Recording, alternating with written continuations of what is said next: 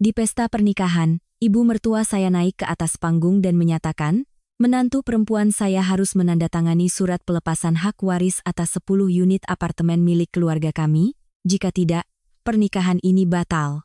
Saya diam-diam menandatangani dokumen itu, lalu berjalan ke arah mikrofon.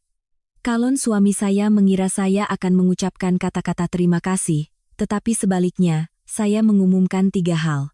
Saya mohon, para tamu yang terhormat, Bapak, Ibu, dan saudara sekalian, untuk menyaksikan kelanjutannya. Nama saya Dian. Bahkan sampai sekarang, saat mengenang hari pernikahan saya masih bisa mengingat dengan jelas aroma bunga lili yang berjajar di sepanjang karpet merah. Saya ingat alunan musik yang lembut dan merdu, mengalun seperti kabut tipis. Saya ingat gemerlap untayan lampu kristal di langit-langit ballroom hotel.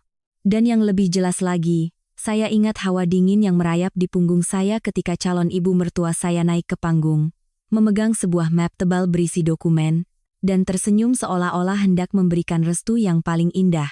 Hari itu, saya berdiri dalam balutan gaun pengantin putih di samping Bima, pria yang telah saya cintai selama 3 tahun.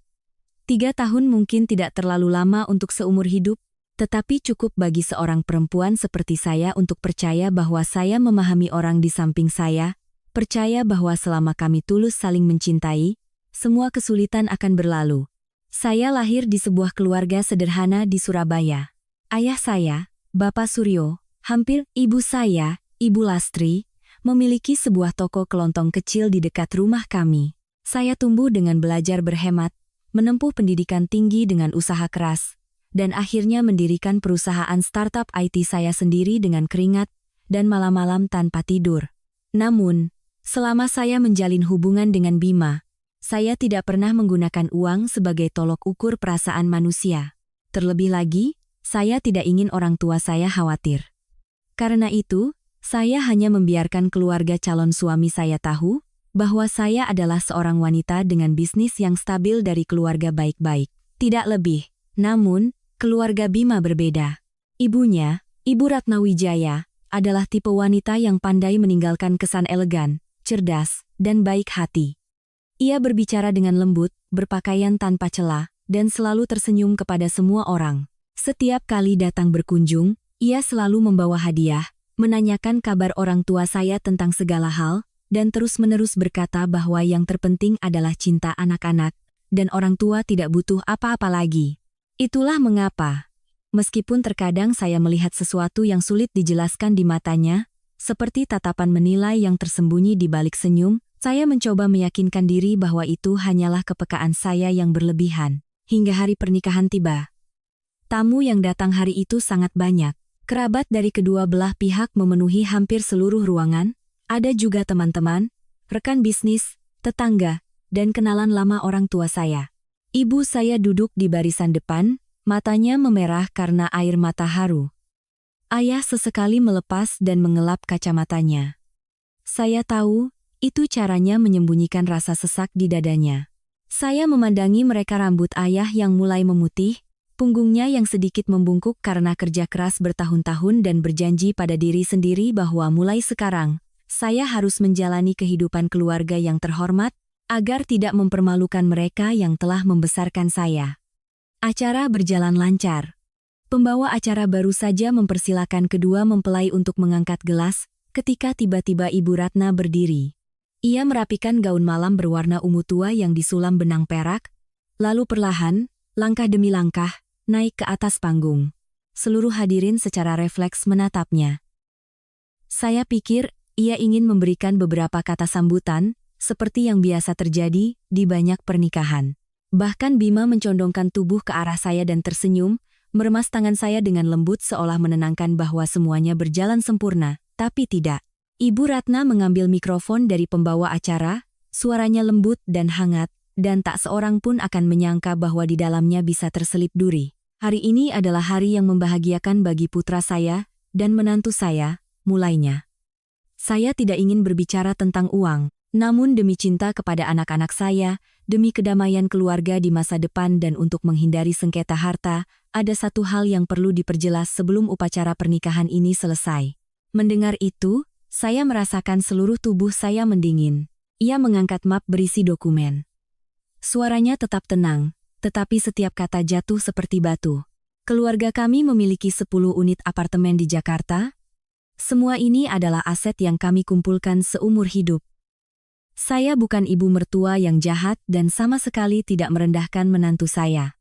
Tetapi untuk membuktikan bahwa cinta Dian kepada Bima tulus, bukan karena kekayaan keluarganya, ia harus menandatangani perjanjian pranikah ini untuk melepaskan semua hak yang terkait dengan properti tersebut, baik sekarang maupun di masa depan.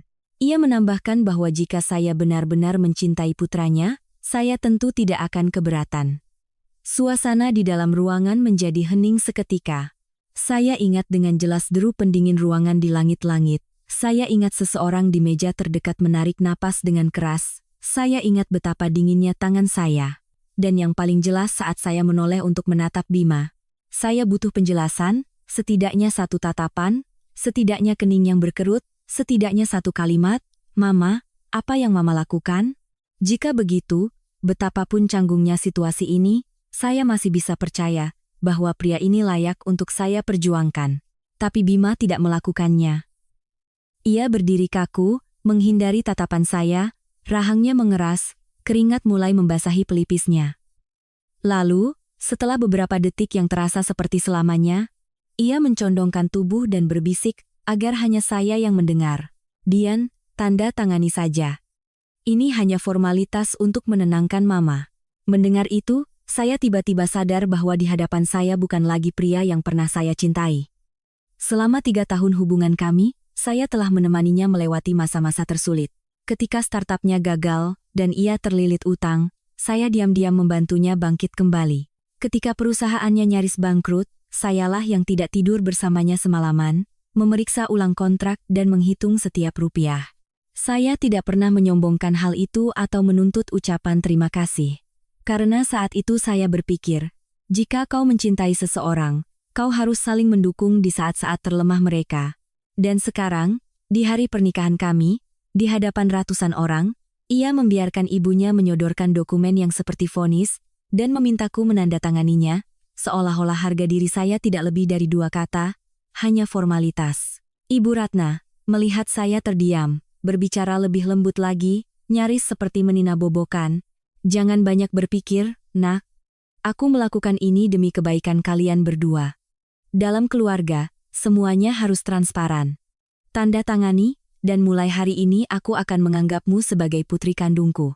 Dari meja tempat kerabat mempelai pria duduk, terdengar tawa kecil. Seseorang menyeruput minumannya dan bersandar di kursi, seolah menonton pertunjukan yang menarik. Seseorang sudah mengangkat ponsel untuk merekam. Saya menangkap sepotong kalimat yang diucapkan dengan berbisik, tetapi menusuk telinga seperti pisau. Beruntung sekali perempuan itu, 1 tanda tangan saja bisa langsung masuk keluarga kaya.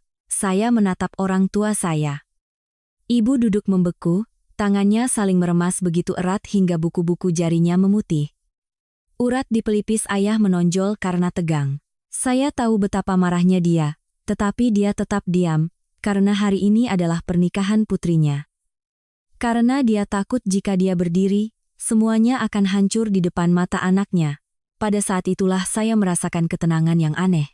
Saya mengulurkan tangan dan mengambil map dari Ibu Ratna. Dokumen itu disusun dengan sangat teliti.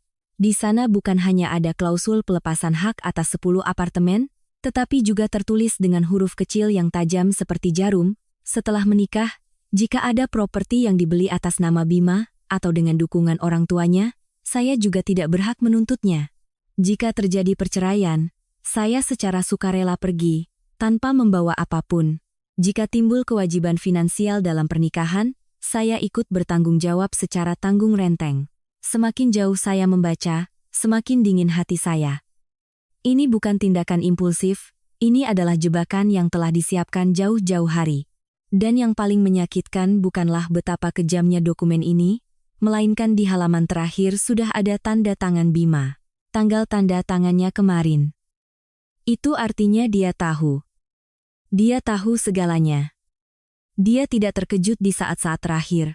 Dia telah menyetujuinya sebelumnya, dan hari ini dia hanya berdiri dan menonton saya dipertontonkan di depan umum, untuk menguji, untuk menekan, untuk melihat apakah saya akan patuh masuk ke dalam sangkar yang telah mereka siapkan. Saya merasakan sesuatu di dalam diri saya akhirnya hancur. Ibu Ratna menyodorkan pulpen, suaranya masih sama lembutnya. Tanda tangani. Nak, jangan buat para tamu menunggu. Bima mendekat, memaksakan senyum. Jadilah anak baik, Dian. Hari ini akan berakhir, dan semuanya akan kembali seperti biasa. Seperti biasa tidak akan pernah ada lagi. Pria yang benar-benar mencintai tidak akan pernah membiarkan wanitanya dipermalukan seperti ini di depan semua orang.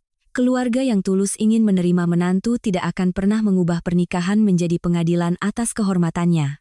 Saya menunduk menatap baris di mana tanda tangan saya seharusnya berada. Ujung jari saya sedikit gemetar, tetapi di dalam hati saya sunyi, seperti permukaan danau di malam hari. Saya menandatanganinya. Begitu saya melakukannya, gelombang tepuk tangan menyapu ruangan. Keras, riuh, seolah-olah hadiah atas kepatuhan saya. Ibu Ratna tersenyum puas, dan dengan cepat mengambil kembali map itu. Bima menghela napas lega. Mungkin, di mata mereka, saya telah menyerah, pasrah, dengan patuh menerima peran sebagai menantu yang bijaksana yang mereka inginkan. Tapi mereka salah, karena setelah menandatangani, saya tidak kembali ke tempat saya di samping Bima. Saya menarik napas dalam-dalam, merapikan gaun pengantin saya, dan dengan mantap melangkah ke arah mikrofon yang berdiri di sisi kiri panggung. Pembawa acara dengan bingung mencoba menghentikan saya, tetapi entah mengapa ia terpaku saat bertatapan dengan saya. Mungkin karena saat itu saya bukan lagi pengantin wanita yang lembut beberapa menit yang lalu. Bima buru-buru meraih pergelangan tangan saya, suaranya terdengar cemas. Dian, apa yang mau kamu lakukan? Saya dengan hati-hati melepaskan tangan saya. Untuk pertama kalinya dalam 3 tahun, saya merasakan tangannya gemetar. Saya mengambil mikrofon. Ruangan menahan napas. Ayah saya sudah berdiri, ibu mengikutinya, tidak melepaskan pandangan dari saya. Di bawah, Ibu Ratna masih mempertahankan ekspresi tenang, tetapi matanya mulai menunjukkan kegelisahan. Dan Bima, dia menatapku seperti orang asing, antara takut dan mencoba menebak apa yang akan saya katakan. Saya menyapukan pandangan ke seluruh ruangan, setiap meja, setiap wajah penasaran, setiap ponsel yang diarahkan ke saya.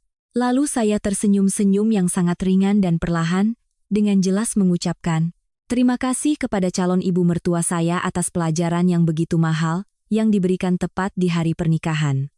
Dan sekarang, di hadapan semua yang hadir, saya ingin mengumumkan 3 hal.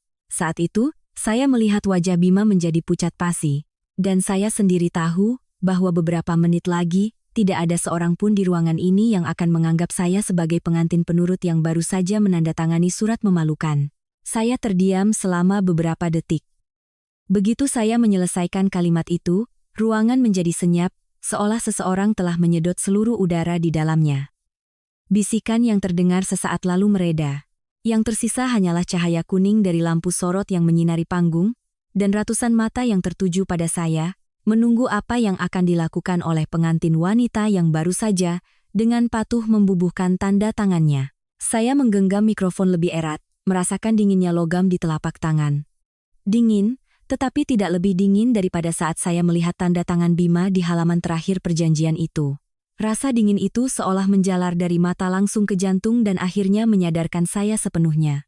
Ada saat-saat dalam hidup ketika rasa sakit begitu hebat hingga kau tidak bisa lagi menangis, tidak ingin menjelaskan, tetapi hanya ingin berdiri tegap, mengatakan seluruh kebenaran, dan pergi dari sana dengan kaki sendiri.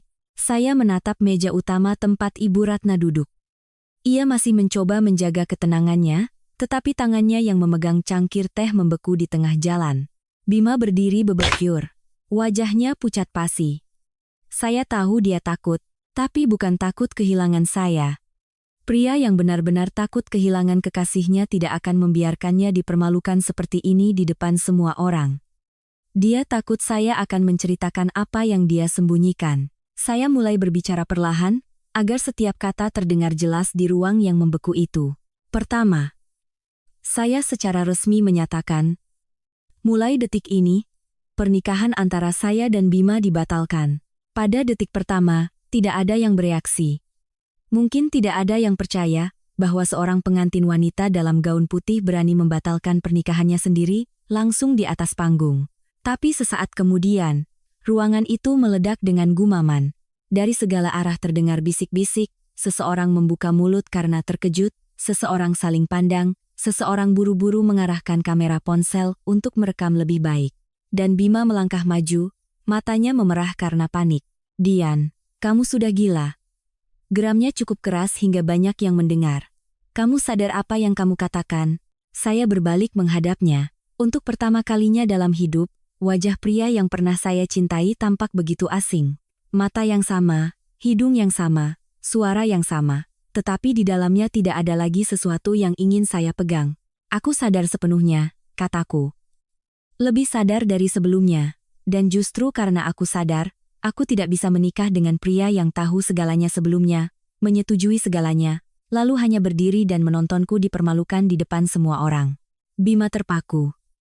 Di bawah, Ibu Ratna membanting cangkirnya ke meja. Suara porselen yang menghantam kaca terdengar tajam dan singkat. Ia melompat berdiri, suaranya masih mencoba terdengar lembut, tetapi sudah terselip nada-nada tajam. "Apa maksudmu dengan itu?" "Aku melakukan semuanya demi masa depan kalian. Hanya karena selembar kertas, kamu tidak bisa memahami pengorbanan seorang ibu?" Saya menatapnya, hati saya terasa anehnya tenang. "Saya mengerti segalanya," jawabku. "Saya sangat mengerti. Anda takut saya mendekati Bima karena uang. Takut saya akan menuntut harta Anda nanti. Takut bahwa menantu yang masuk ke rumah Anda akan lepas dari kendali Anda. Karena itu Anda memilih tepat di hari pernikahan, di hadapan semua kerabat dan teman, untuk menyodorkan perjanjian yang sudah disiapkan.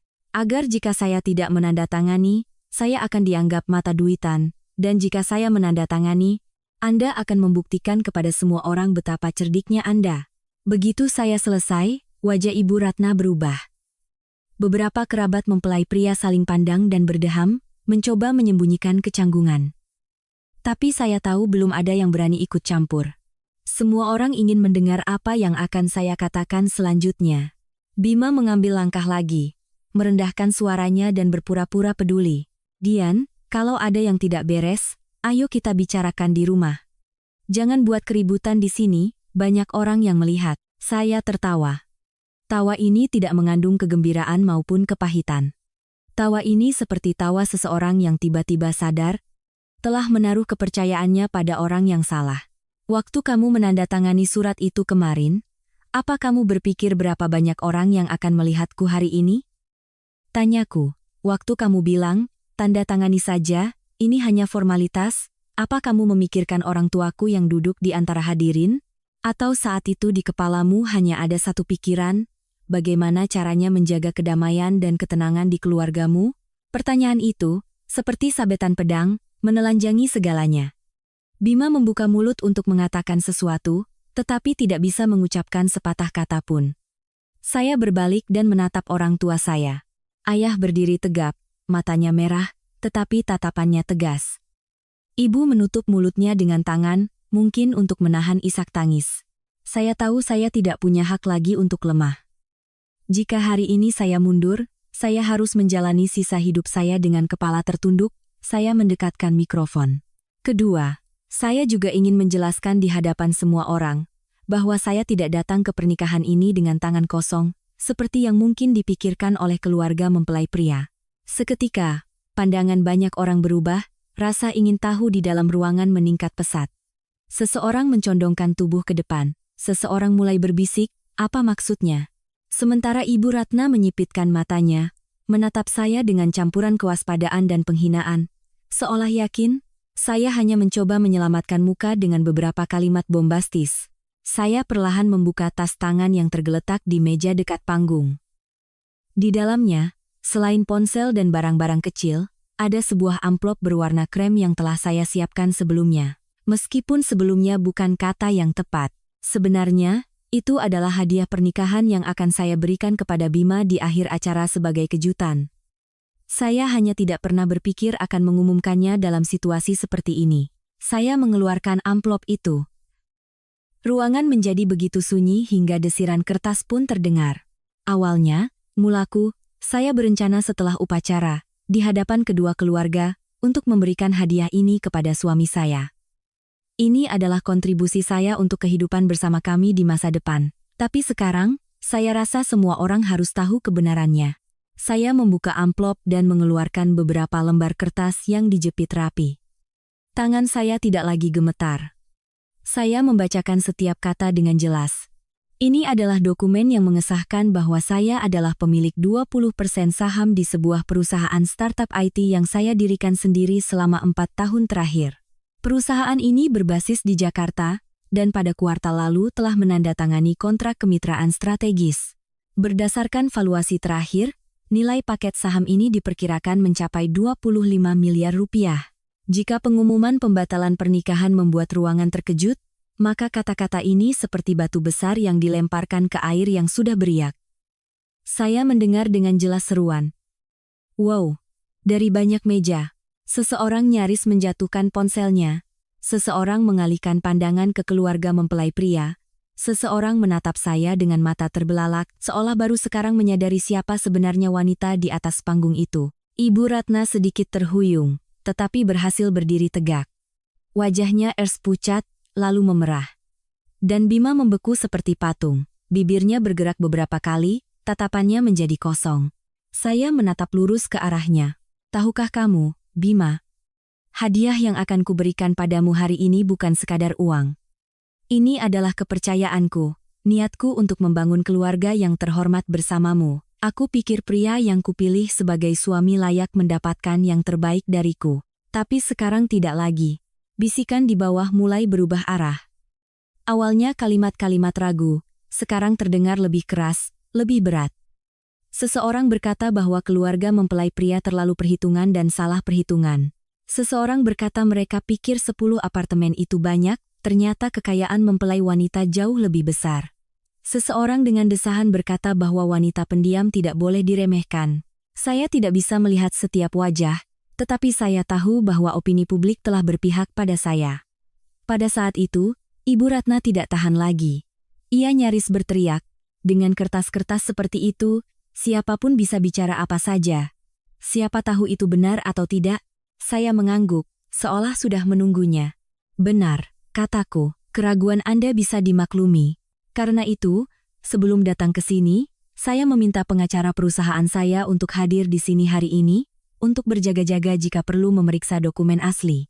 Belum selesai saya bicara, seorang pria berjas rapi berdiri dari barisan belakang. Itu adalah Bapak Hendra, konsultan hukum saya selama bertahun-tahun. Ia tidak naik ke panggung, hanya sedikit mengangkat map di tangannya, dan mengangguk sebagai konfirmasi. Itu sudah cukup. Ruangan kembali bergemuruh, dan wajah Ibu Ratna menjadi begitu gelap hingga tanpa kata pun jelas ia terpojok. Saya menarik napas dalam-dalam. Saat ini, saya tidak merasakan kepuasan, hanya penyesalan. Penyesalan atas 3 tahun masa muda yang dihabiskan untuk orang yang salah. Penyesalan atas upacara di mana orang tua saya seharusnya mengangkat kepala dengan bangga. Penyesalan pada diri saya yang dulu, yang percaya bahwa jika hidup jujur, orang lain juga akan begitu. Tapi ada hal-hal yang harus dihancurkan sepenuhnya agar kita berhenti bermimpi. Saya dengan rapi melipat kembali dokumen-dokumen itu ke dalam amplop, lalu kembali menatap Bima.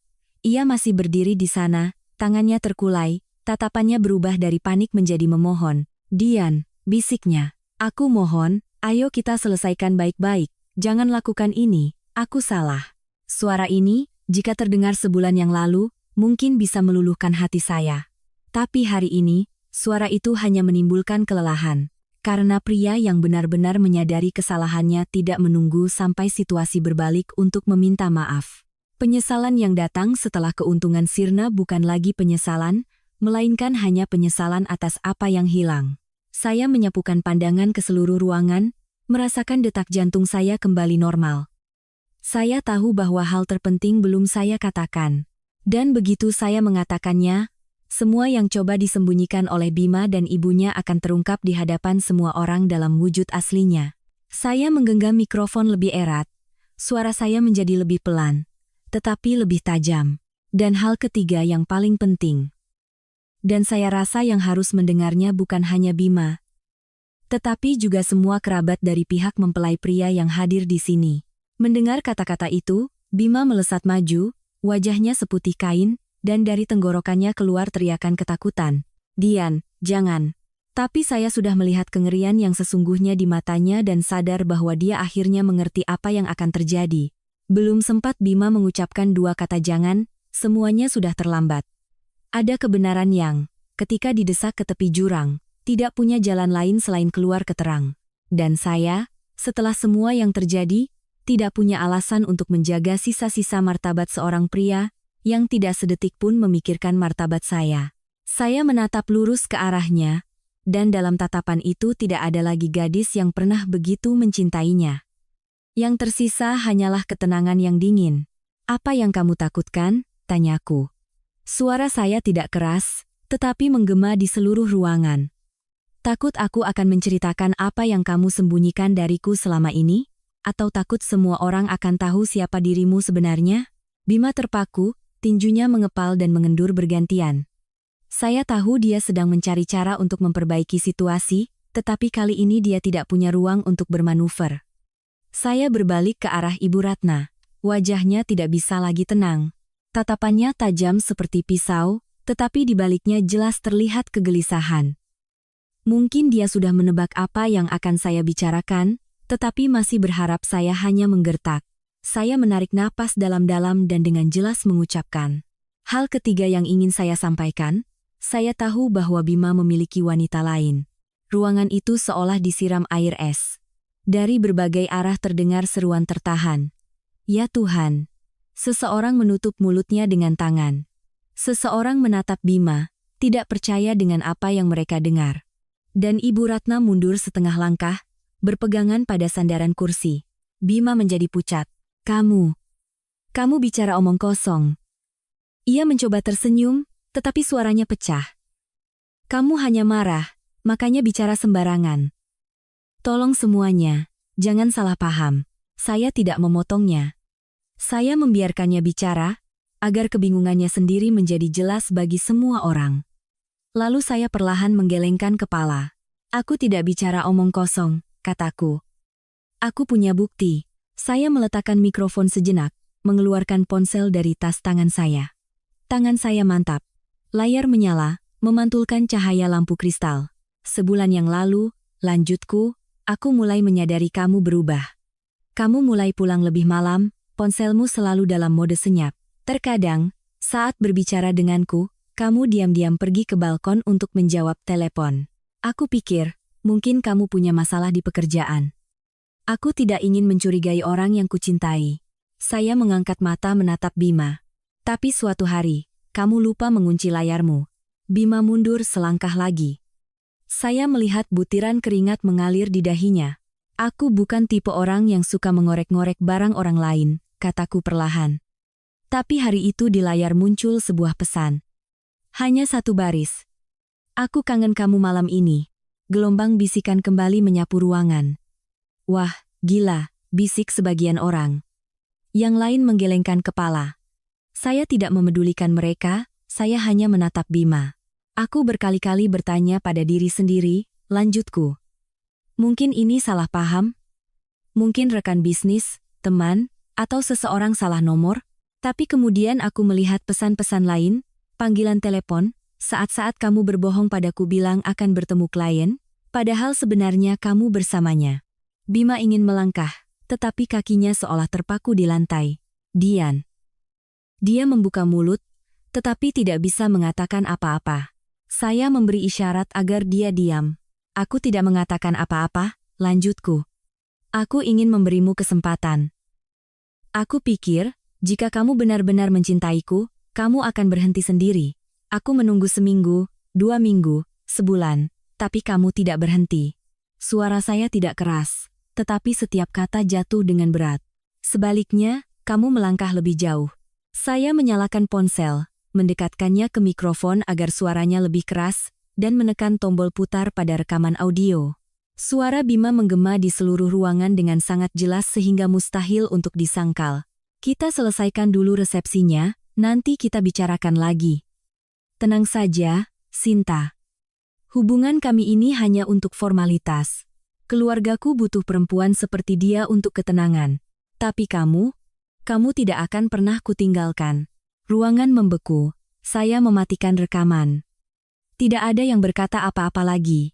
Kata-kata tidak lagi dibutuhkan. Kebenaran tergeletak di permukaan, telanjang, tanpa hiasan. Bima berdiri seolah seluruh udara telah keluar dari tubuhnya. Dia menatapku, lalu ke lantai, lalu melihat sekeliling, mencari jalan keluar.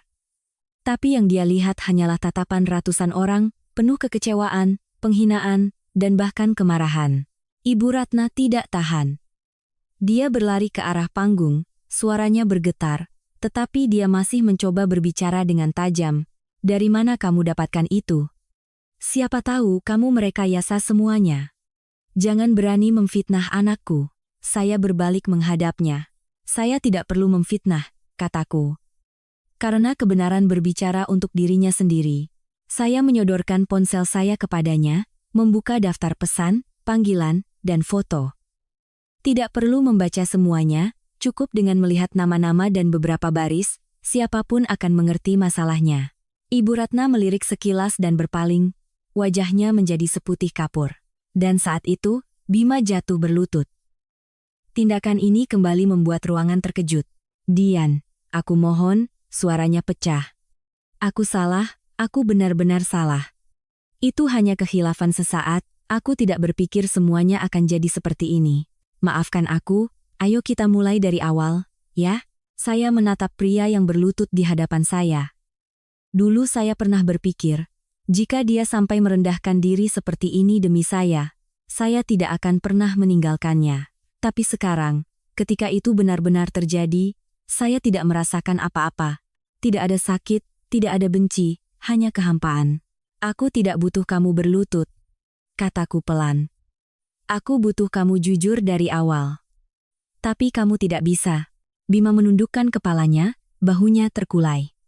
Saya menatap orang tua saya. Ayah berdiri tegap, tatapannya melembut. Ibu menyeka air mata, tetapi di matanya tidak ada lagi kecemasan, melainkan sesuatu yang mirip kebanggaan. Itu sudah cukup bagi saya untuk tahu saya telah melakukan hal yang benar.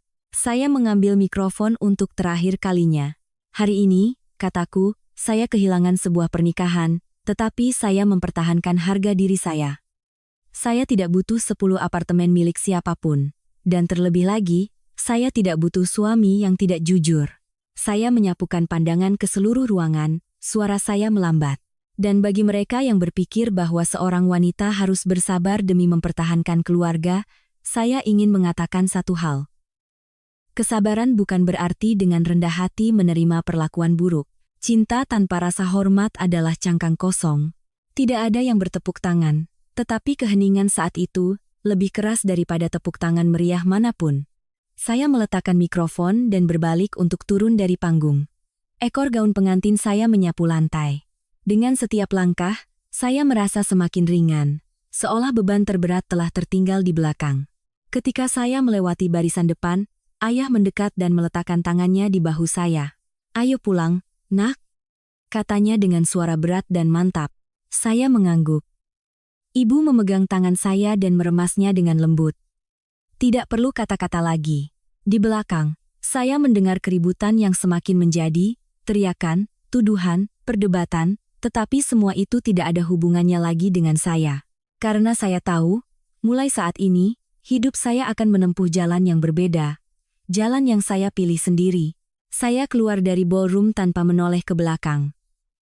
Pintu kaca di belakang saya tertutup, memisahkan semua kekacauan yang tersisa di dalam. Teriakan, perdebatan, suara tajam Ibu Ratna, dan suara panik Bima yang pecah semua tertinggal di balik pintu itu, seperti bagian dari hidup yang baru saja berakhir. Di luar, hari sudah mulai senja. Cahaya matahari terbenam yang pucat keemasan terhampar di aspal, memantul dari gaun putih saya, dan saya merasa seolah baru saja terbangun dari tidur yang panjang. Angin sepoi-sepoi membawa aroma bunga dari pot-pot yang berjajar di sepanjang pintu masuk.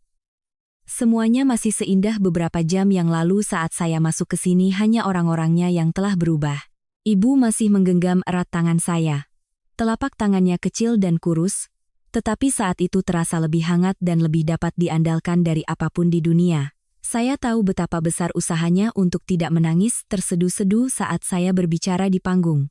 Ayah berjalan di samping, diam, Tetapi setiap langkahnya mantap, seolah ingin melindungi saya dari semua yang tertinggal di belakang. Kami berjalan dalam diam cukup lama. Baru ketika kami sampai di area parkir, ayah berhenti. Ia menoleh ke arah saya, di matanya tidak ada lagi kemarahan atau ketegangan seperti di dalam ruangan tadi. Hanya ada perenungan yang dalam dan tenang. "Kamu tidak menyesal?" tanyanya. Pertanyaan itu membuat saya terdiam sejenak. Menyesal? Saya menatap ujung gaun saya, rendah putih bersih yang belum sempat kotor. Pernikahan yang gagal. Hubungan 3 tahun yang berakhir dalam beberapa menit, keputusan yang mengguncang seluruh hadirin. Mengatakan bahwa saya sama sekali tidak menyesal mungkin tidak sepenuhnya benar. Karena di dalam hati, ada kekosongan. Kekosongan dari hari-hari ketika saya percaya, berharap, berpikir akan menjalani hidup bersama pria ini. Tetapi jika ditanya apakah saya ingin kembali dan membuat pilihan lain, jawabannya adalah tidak. Saya mengangkat mata dan menatap lurus ke arah ayah. "Tidak, Pak. Saya tidak menyesal," kataku pelan tapi tegas. "Jika saya tidak melakukan itu hari ini, saya akan menyesalinya seumur hidup saya." Ayah terdiam beberapa detik, lalu mengangguk pelan. Ia tidak mengatakan apa-apa lagi, tetapi anggukan itu cukup bagi saya untuk mengerti, ia menerima keputusan saya. Ibu meremas tangan saya lebih erat, suaranya serak. "Kamu sudah banyak menderita, Nak." Hanya satu kalimat itu, dan air mata saya pun mengalir deras. Saya tidak menangis di panggung, tidak menangis saat menandatangani surat itu, tidak menangis saat rekaman audio itu diputar di hadapan ratusan orang. Tapi ketika ibu mengatakan itu, semua emosi yang tertahan akhirnya pecah. Saya memeluknya. "Maafkan saya, Bu," bisikku. "Untuk apa minta maaf?" Ibu menggelengkan kepala, mengelus punggung saya dengan lembut. "Kamu melakukan hal yang benar. Ibu hanya kasihan padamu." Ayah berpaling, berpura-pura memeriksa sesuatu di mobil. Tapi saya tahu dia juga mencoba menyembunyikan perasaannya. Kami masuk ke dalam mobil. Mobil mulai bergerak, membawa kami menjauh dari hotel. Melalui kaca jendela, saya melihat papan nama ballroom, yang masih bertuliskan nama kedua keluarga, nama mempelai pria dan wanita. Huruf-huruf berkilauan yang beberapa jam lalu membuat hati saya berdebar, kini terasa anehnya asing. Saya berpaling. Tidak perlu melihat lagi. Jalan di depan jauh lebih panjang daripada jalan yang tertinggal di belakang. Selama perjalanan pulang, tidak ada yang bicara lagi. Saya menyandarkan kepala ke kaca, memandangi mobil-mobil yang melintas. Kota ini hidup dengan kehidupannya sendiri, orang-orang pulang kerja, bergegas, tertawa. Tidak ada yang tahu bahwa sebuah pernikahan baru saja gagal, bahwa seorang pengantin wanita baru saja meninggalkan panggung pestanya sendiri. Begitulah hidup. Guncangan terbesar bagi seseorang hanyalah riak kecil di air bagi orang lain. Mobil berhenti di depan rumah kami di Bekasi. Rumah yang akrab dengan atap rendah, dengan pot-pot bunga geranium yang ditanam ibu beberapa tahun lalu, dengan meja kayu di teras tempat ayah sering memperbaiki sesuatu. Semuanya sama seperti hari ketika saya berangkat dari sini, bersiap untuk pernikahan. Hanya saya yang telah berubah. Saya keluar dari mobil, gaun pengantin saya tersangkut di kaki, ekornya terseret di aspal. Tapi saya sudah tidak ingin merapikannya. Ibu berjalan lebih dulu untuk membuka pintu. Ayah membantu saya membawa tas tangan kecil. Begitu melangkah melewati ambang pintu, saya tiba-tiba merasa seolah telah kembali dari perjalanan yang sangat panjang. Perjalanan di mana saya tidak hanya meninggalkan satu pria, tetapi juga sebagian dari diri saya sendiri. Saya duduk di kursi kayu yang akrab di ruang tamu. Gaun pengantin saya terhampar di sekitar saya. Cahaya kuning dari lampu rumah tidak semenyilaukan lampu kristal di ballroom, tetapi jauh lebih nyaman. Ibu pergi ke dapur, terdengar sedikit suara piring, lalu kembali membawa segelas air hangat. "Minumlah, Nak," katanya. Saya mengambil gelas itu, memegangnya dengan kedua tangan seolah mencoba menahan kehangatannya. Ayah duduk di seberang, menatap saya lama, lalu berbicara. "Kamu menyembunyikan urusan perusahaanmu dari kami selama ini?" Saya sedikit bingung. "Saya tidak bermaksud menyembunyikan," jawabku. "Hanya ingin mencapai sesuatu dulu sendiri, baru cerita. Saya takut Bapak dan Ibu akan khawatir." Ayah menghela napas pelan. "Bapak tidak butuh kamu jadi sesukses itu," katanya.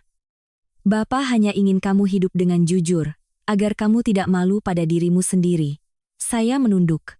Saya tahu. Ibu duduk di samping, tangannya masih di bahu saya, seolah takut saya akan menghilang. Si Bima itu. Apa dia memang sudah lama seperti itu? Tanyanya dengan sedih. Saya terdiam sejenak, lalu mengangguk. Saya baru tahu belum lama ini, kataku. Saya ingin memberinya kesempatan. Dia tidak pantas mendapatkannya, potong ibu. Saya tidak menjawab, karena kalimat itu sudah saya katakan pada diri sendiri saat berdiri di panggung. Tidak pantas. Tidak pantas mendapatkan kepercayaan saya. Tidak pantas mendapatkan apa yang telah saya lakukan untuknya. Tidak pantas membuat saya menundukkan kepala demi dia. Di luar, hari sudah benar-benar gelap. Suara mobil semakin jarang. Keheningan menyelimuti rumah. Keheningan yang sangat berbeda, bukan keheningan yang berat dan menekan seperti di dalam ballroom tadi siang. Di sini, saya tidak perlu tegang. Saya bisa menjadi diri sendiri. Saya bersandar di kursi, memejamkan mata sejenak. Di kepala saya tidak lagi muncul wajah Bima, tidak terdengar suara Ibu Ratna. Sebaliknya, saya melihat orang tua saya, rumah ini, hal-hal yang sederhana tetapi nyata. Mungkin kehilangan terbesar hari ini bukanlah saya kehilangan pernikahan, tetapi saya telah menghabiskan 3 tahun untuk memahami sesuatu yang seharusnya saya pahami jauh lebih awal. Tapi sebagai gantinya, saya mempertahankan diri saya. Dan, mungkin, itu sudah cukup. Saya membuka mata, menatap orang tua saya, dan berkata pelan, besok saya akan kembali bekerja. Masih banyak yang harus dikerjakan di sana. Ayah mengangguk. Ya, katanya. Lakukan apa yang kamu anggap benar. Ibu tidak berkata apa-apa, hanya meremas tangan saya lebih erat. Saat itu saya tahu, apapun yang menanti di depan, saya tidak lagi sendirian. Keesokan paginya saya bangun sangat awal. Bukan karena ada urusan mendesak, tetapi karena saya hampir tidak tidur. Sepanjang malam saya mendengarkan dengungan kipas angin di langit-langit, gonggongan anjing yang sayup-sayup terdengar dari luar jendela, dan detak jantung saya sendiri yang perlahan kembali ke ritme normal setelah hari yang begitu bergejolak. Ada hal-hal yang, ketika berada di dalam situasi, terasa tak tertahankan. Tetapi ketika kau melewatinya, mereka menjadi seperti luka gores. Sakit, tetapi seiring waktu akan sembuh. Saya duduk di tempat tidur dan memandang kamar lama saya. Meja belajar tempat saya mengerjakan PR masih di tempatnya. Di rak buku-buku yang saya baca saat kuliah. Di dinding tergantung foto keluarga yang diambil beberapa tahun lalu, saat saya belum kenal Bima. Semuanya ada di tempatnya, seolah menunggu saya kembali. Saya berdiri dan membuka tirai. Sinar matahari pagi membanjiri kamar, lembut dan jernih. Saya berdiri sejenak. Menarik napas dalam-dalam. Hari baru, awal yang baru. Tanpa gaun pengantin, tanpa upacara, tanpa tatapan menghakimi. Hanya saya, yang sesungguhnya. Di dapur, ibu sudah bangun. Terdengar suara pisau di talenan, aroma tumisan bawang yang akrab. Saya turun dan melihatnya, berdiri membelakangi saya. Rambutnya sudah mulai beruban, tetapi postur tubuhnya masih tegak. Hidung saya terasa perih. Ibu, panggilku pelan. Dia berbalik, menatap saya, dan tersenyum seperti biasa. Sudah bangun, nak? Sini, sarapan. Kalimat biasa itu menenangkan saya. Seolah tidak ada yang terjadi kemarin. Seolah saya hanya baru kembali dari perjalanan panjang. Saya duduk di meja makan.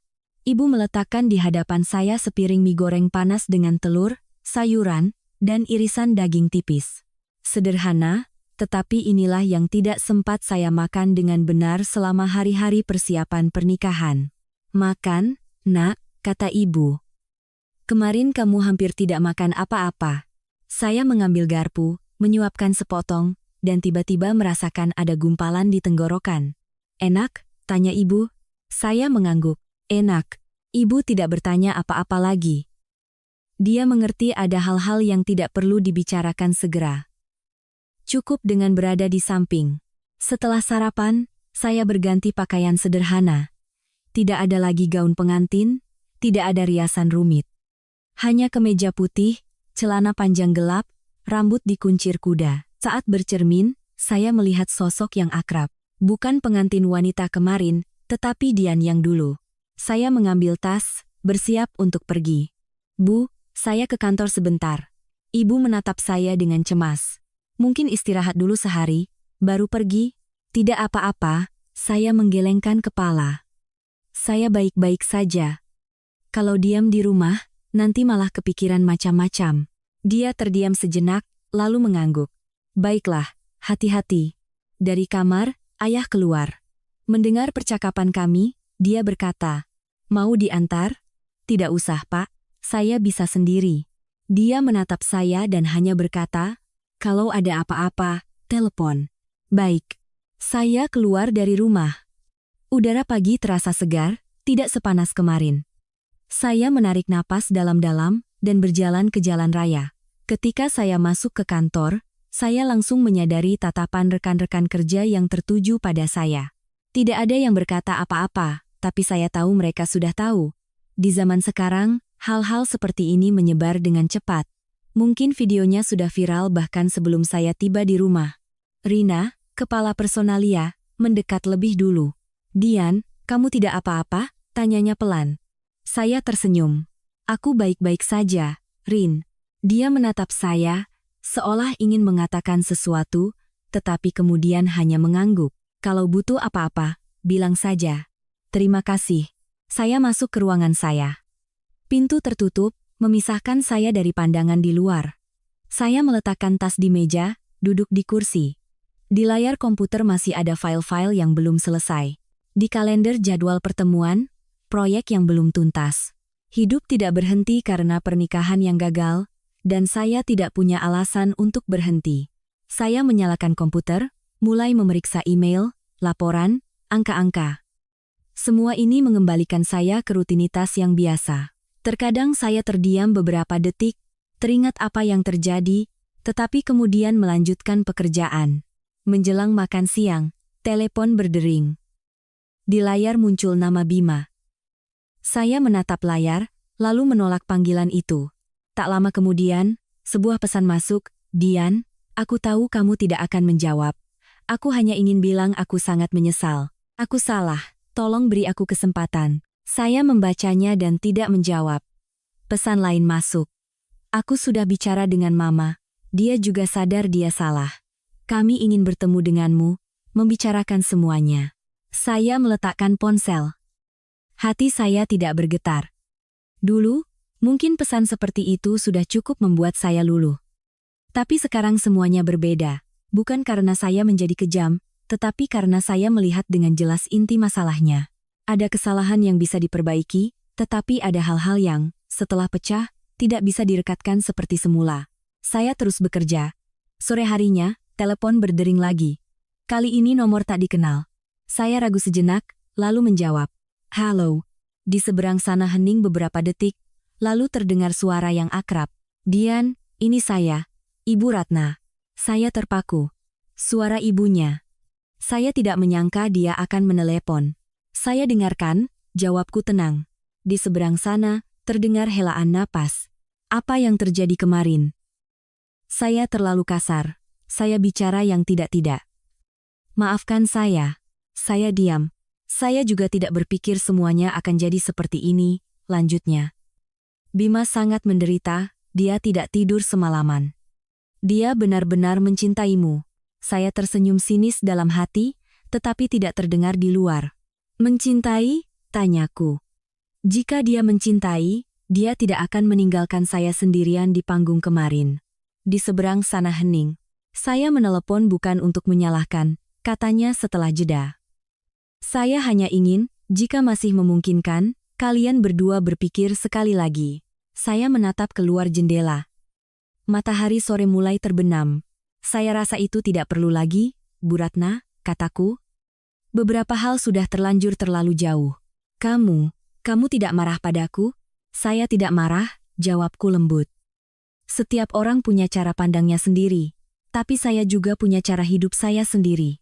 Saya berhenti sejenak. Dan saya memilih untuk tidak kembali. Di seberang sana tidak ada lagi yang dikatakan, hanya terdengar desahan pelan. Baiklah, saya mengerti, katanya. Jaga dirimu. Terima kasih. Saya menutup telepon. Setelah meletakkan ponsel, saya tidak merasa berat, hanya ringan. Perasaan lega yang sangat jelas. Seolah satu pintu telah tertutup rapat, tidak meninggalkan celah sedikit pun untuk kembali. Saya berdiri dan berjalan ke balkon kecil di kantor. Kota di bawah masih sama riuhnya. Orang-orang berlalu lalang, hidup, melanjutkan kisah mereka. Dan saya memulai kisah baru saya.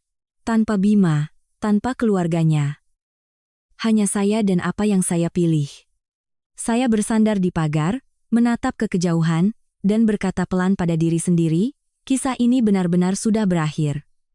Dan kali ini, saya tahu saya tidak membohongi diri sendiri, hari-hari berikutnya berlalu lebih cepat dari yang saya duga. Bukan karena segalanya menjadi mudah, tetapi karena saya tidak membiarkan diri saya terlalu lama berhenti dan merenung. Pekerjaan menyita perhatian saya. Pertemuan, rencana yang harus disempurnakan, angka-angka yang menuntut kendali. Siang hari, saya hampir tidak punya waktu untuk memikirkan masa lalu. Hanya di malam hari, berbaring sendirian di kamar yang akrab, kenangan perlahan kembali, tidak berisik, tetapi cukup untuk membuat hati terasa perih. Terkadang saya bertanya pada diri sendiri. Jika waktu itu saya diam-diam menandatangani surat itu dan turun dari panggung seperti pengantin yang patuh, seperti apa hidup saya sekarang? Mungkin saya akan menjadi istri Bima, tinggal di rumah mewah bersama keluarga kaya. Dari luar, semua orang akan mengira saya bahagia. Tapi saya tahu, di dalam hati, saya tidak akan pernah merasa damai. Karena jika martabat dikorbankan di hari pertama, maka hari-hari berikutnya hanyalah serangkaian kesabaran yang memalukan. Memikirkan itu, saya merasa sedikit lebih lega. Setidaknya, saya tidak membuat kesalahan sampai akhir. Seminggu setelah pernikahan, ada pertemuan penting di perusahaan dengan para mitra. Ini adalah proyek yang saya pimpin sejak awal, jadi meskipun ada masalah pribadi, saya tidak bisa bersantai. Saya datang lebih awal dari biasanya. Ruang rapat masih kosong. Saya membuka laptop untuk memeriksa presentasi sekali lagi. Semuanya sudah siap, tetapi saya ingin memastikan tidak ada kesalahan. Sekitar setengah jam kemudian, orang-orang mulai berdatangan. Rina duduk di sebelah saya dan bertanya pelan. "Semua baik-baik saja?" Saya mengangguk, ya. Dia menatap saya, seolah memeriksa apakah saya berpura-pura. Tapi dia tidak bertanya lebih jauh, hanya menepuk bahu saya dengan ringan. Pertemuan dimulai. Saya berdiri untuk presentasi. Suara saya datar dan jelas, angka-angka dan rencana dipaparkan secara berurutan. Selama hampir 1 jam, saya lupa segalanya kecuali pekerjaan.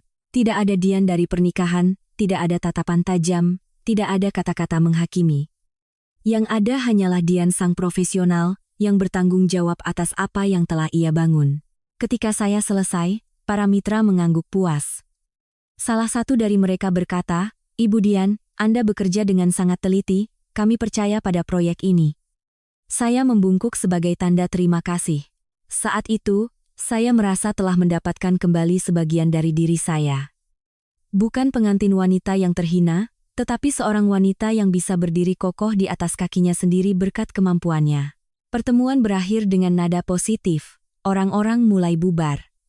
Saya sedang merapikan dokumen untuk kembali ke ruangan, ketika telepon berdering.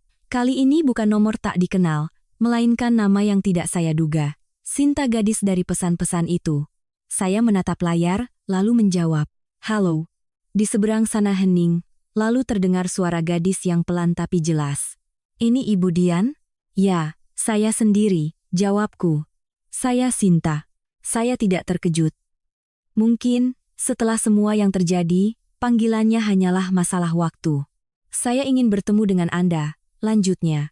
"Bisakah Anda meluangkan sedikit waktu?" Saya bersandar di kursi. Di hati saya tidak ada kemarahan atau rasa penasaran yang berlebihan, hanya ketenangan. "Baiklah," kataku. "Jam 3 sore ini, di kafe dekat kantor saya." "Iya, terima kasih." Saya menutup telepon. Rina, yang berdiri di dekatnya, bertanya, "Siapa itu?" "Mantan dari calon suami saya yang gagal," jawabku terus terang. Dia terdiam sejenak, lalu menghela napas. "Dan kamu masih mau menemuinya?" "Hanya penasaran," kataku. "Dan beberapa cerita lebih baik didengar dari kedua sisi." Dia mengangguk, "Hati-hati." Saya tahu. Pukul 3, saya sudah berada di kafe. Tidak banyak orang, sudut yang tenang, musik yang lembut. Saya memilih meja di dekat jendela. 10 menit kemudian, Sinta masuk. Gadis itu beberapa tahun lebih muda dari saya, mengenakan gaun sederhana, hampir tanpa riasan. Dari penampilan, dia tidak terlalu mencolok, tetapi di matanya terbaca kegelisahan. Dia melihat sekeliling, melihat saya, dan mendekat. "Ibu Dian, silakan duduk," kataku.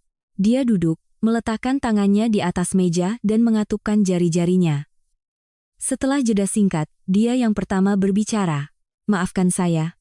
Saya menatapnya. "Untuk apa?"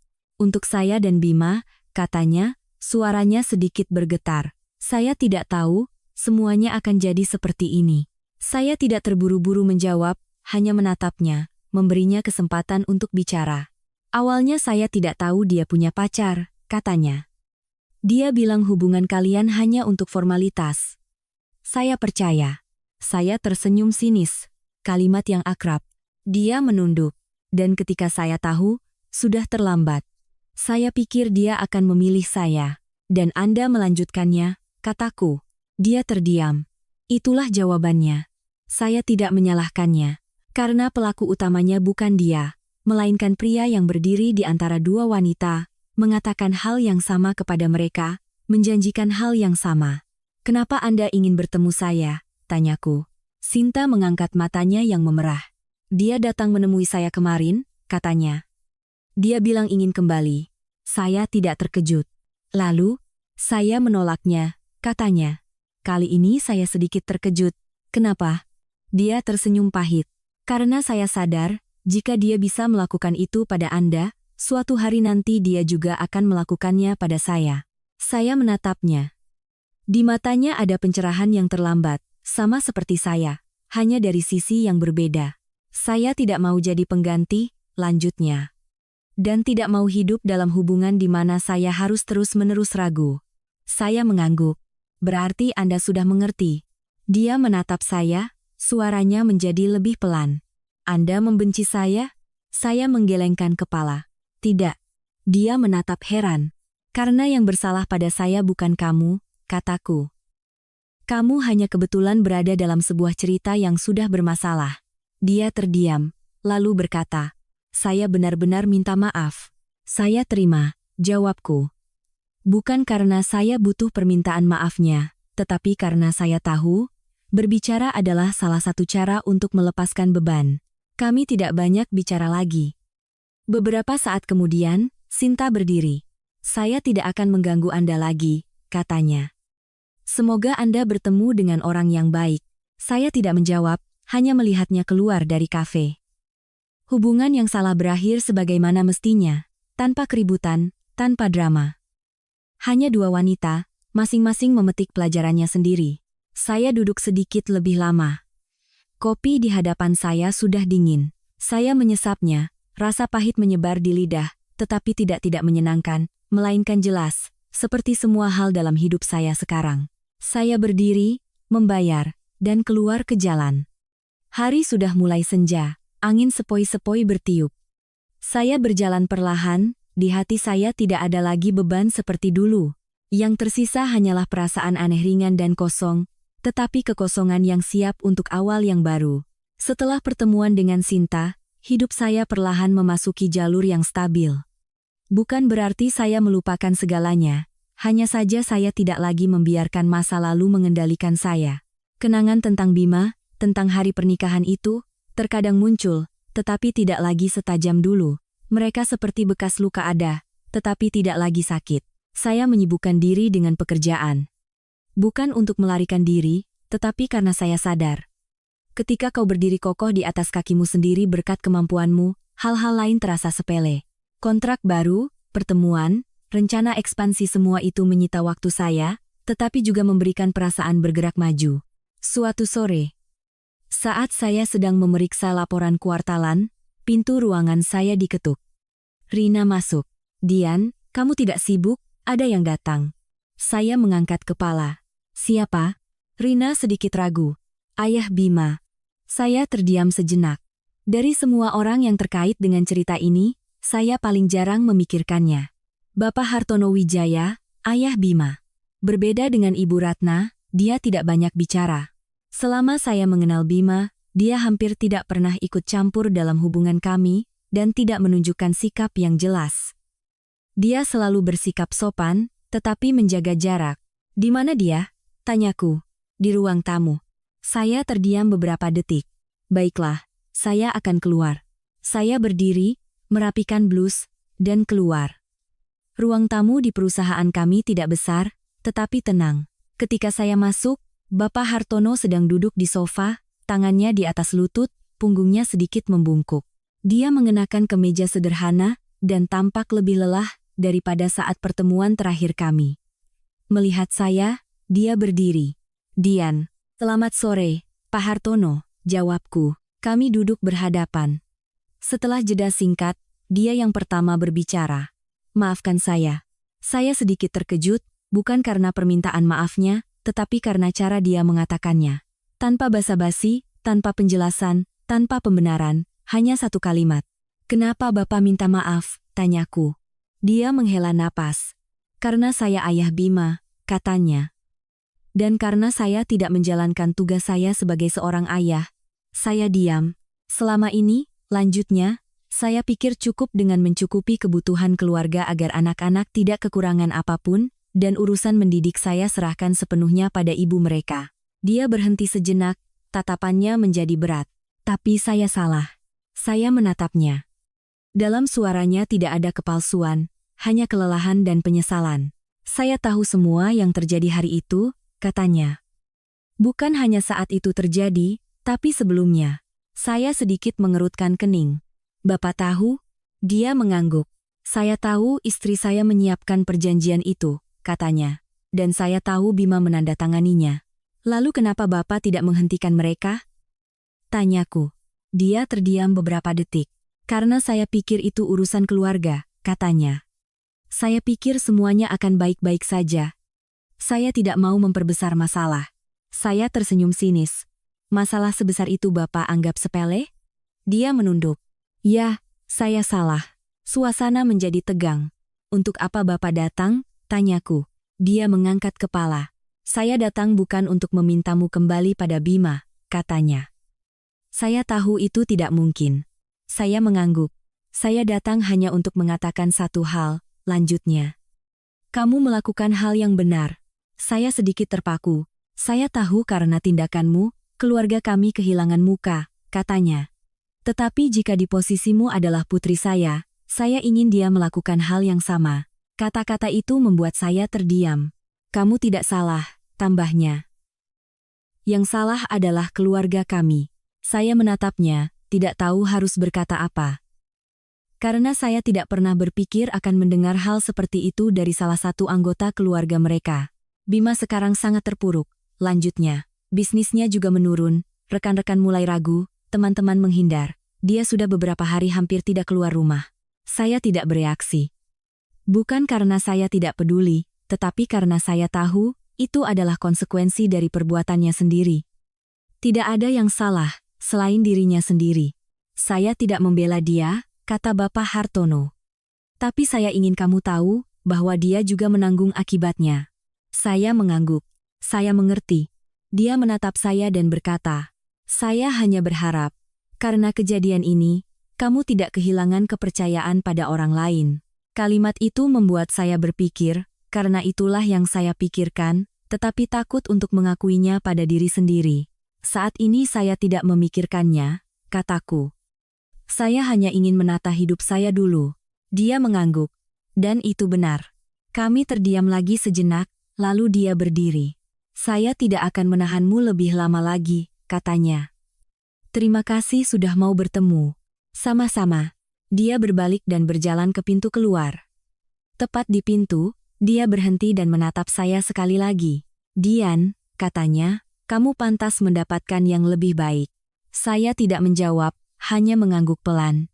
Pintu tertutup. Saya sendirian di ruang tamu.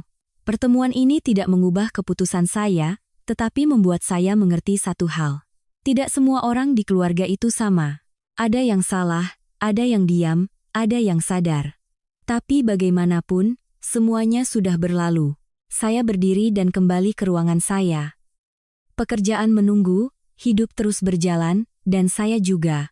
Sore harinya, ketika saya menceritakan semuanya pada orang tua, ayah terdiam, lalu berkata, orang itu setidaknya tahu cara mengakui kesalahan. Ibu menghela napas, tapi sudah terlambat. Saya mengangguk, ya, sudah terlambat. Kami tidak membahasnya lagi, karena kami semua mengerti. Ada hal-hal yang, setelah berlalu, tidak bisa kembali. Tapi tidak bisa kembali bukan berarti berakhir. Itu berarti memulai jalan baru. Jalan yang akan saya pilih sendiri. Setelah percakapan dengan Bapak Hartono, ada sesuatu yang sedikit berubah di dalam hati saya. Saya baru menyadarinya beberapa hari kemudian. Bukan berarti saya melunak atau ingin kembali. Hanya saja, saya tidak lagi memiliki perasaan berat terhadap keluarga itu. Dulu, saat teringat Bima dan Ibu Ratna, saya masih merasakan sesuatu yang belum selesai. Bukan kebencian, tetapi sesuatu yang sulit dijelaskan, seperti serpihan yang belum saya bersihkan. Tetapi setelah bertemu dengan ayahnya, saya mengerti satu hal sederhana. Siapa yang salah, dialah yang menanggung tanggung jawab. Dan jika saya terus berpegang pada perasaan ini, saya hanya akan mempersulit hidup saya sendiri. Melepaskan bukan berarti memaafkan mereka, itu berarti membebaskan diri saya sendiri. Suatu sore, setelah makan malam, saya dan ibu duduk di teras. Angin sepoi-sepoi bertiup, berbau tanah setelah hujan siang hari. Jalanan sepi kami sama seperti biasanya.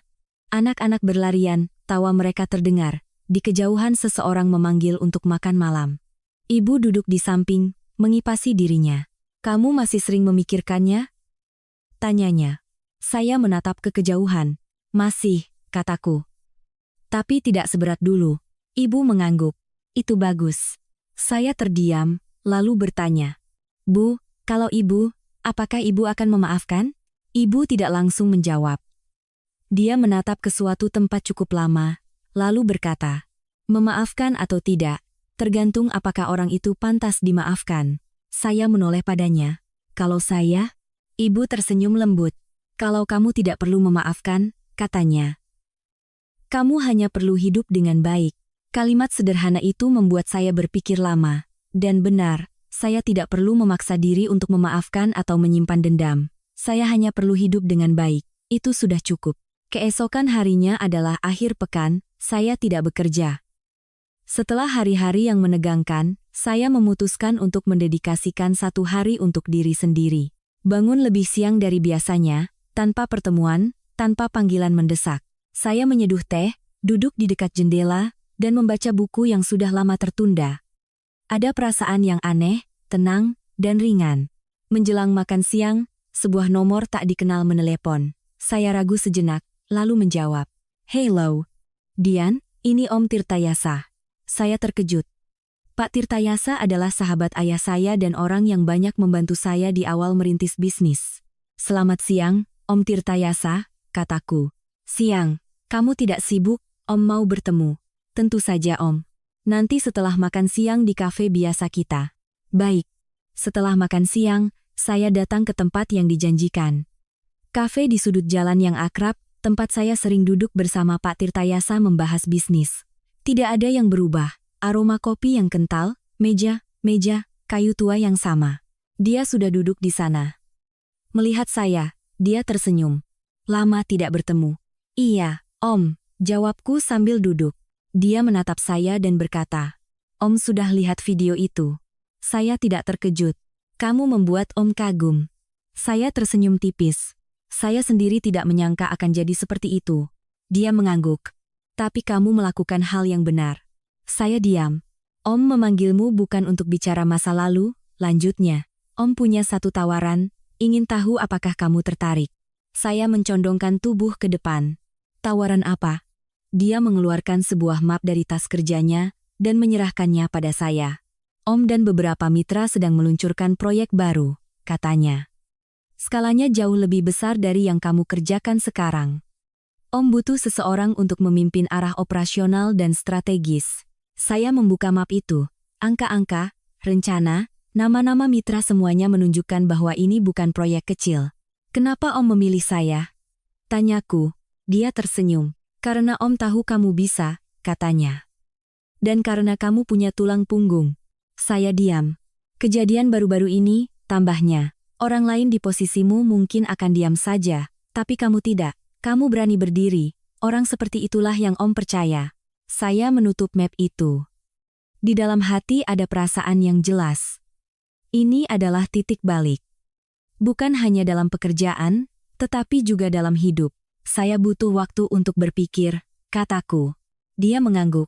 Tentu, ini bukan keputusan mudah. Kami berbicara sedikit lagi tentang proyek itu, lalu saya pamit. Dalam perjalanan pulang, saya berjalan perlahan, merenung. Di satu sisi pekerjaan saya yang sekarang, stabil dan akrab. Di sisi lain peluang baru, lebih besar, tetapi juga lebih berisiko. Dulu, mungkin saya akan ragu. Tapi sekarang saya merasa berbeda. Setelah semua yang terjadi, saya mengerti satu hal. Hidup tidak selalu memberi kesempatan untuk memulai kembali. Dan ketika kesempatan itu datang, jika kau mampu, jangan takut. Malamnya, saya berbicara dengan orang tua. Ayah, setelah mendengarkan, hanya bertanya, "Kalau menurutmu bagaimana?" "Saya ingin mencoba," jawabku. Dia mengangguk. "Kalau begitu, cobalah." Ibu menatap saya dengan cemas. "Apakah akan berat?" "Mungkin," kataku. "Tapi saya rasa ini sepadan." Ibu terdiam, lalu berkata, "Jika kamu merasa itu benar, kami akan mendukungmu." Saya tersenyum. Malam itu saya tidak bisa tidur nyenyak. Memikirkan bukan tentang Bima, bukan tentang pernikahan, tetapi tentang jalan yang menanti di depan. Tentang siapa saya ingin menjadi, dan kemana saya ingin pergi. Dan untuk pertama kalinya setelah sekian lama, saya merasakan sesuatu yang jernih di hati. Bukan kesedihan, melainkan motivasi. Keesokan paginya, saya menelepon Pak Tirtayasa. "Om Tirtayasa," kataku. "Saya setuju." Di seberang sana dia tertawa. "Om sudah tahu, kamu akan bilang begitu." Saya menutup telepon, berdiri di depan cermin, menatap diri sendiri, dan berkata pelan, "Kita mulai lagi." Dan kali ini, saya tahu saya melangkah maju bukan untuk melupakan masa lalu, tetapi untuk melampauinya. Keputusan untuk menerima proyek Pak Tirtayasa sepenuhnya mengubah ritme hidup saya. Tidak ada lagi rutinitas yang biasa, tidak ada lagi keamanan yang akrab. Semuanya berputar dalam tempo baru yang lebih cepat, lebih tegang, dan lebih keras. Sejak minggu pertama, saya hampir tidak punya waktu luang. Pertemuan dari pagi hingga malam, rencana yang terus-menerus harus disesuaikan, masalah yang menuntut solusi segera. Namun, anehnya, saya tidak merasa lelah. Tepatnya, kelelahan fisik ada, tetapi di hati tidak ada beban seperti dulu, karena kali ini, saya tahu dengan jelas apa yang saya lakukan. Bukan untuk membuktikan sesuatu kepada siapapun, bukan untuk melarikan diri dari sesuatu, tetapi untuk menempuh jalan saya sendiri. Suatu malam, ketika saya masih di kantor memeriksa data, telepon berdering. Saya melirik Bima. Sudah hampir 2 minggu sejak pesan terakhirnya. Saya menatap layar, lalu menjawab, "Hello."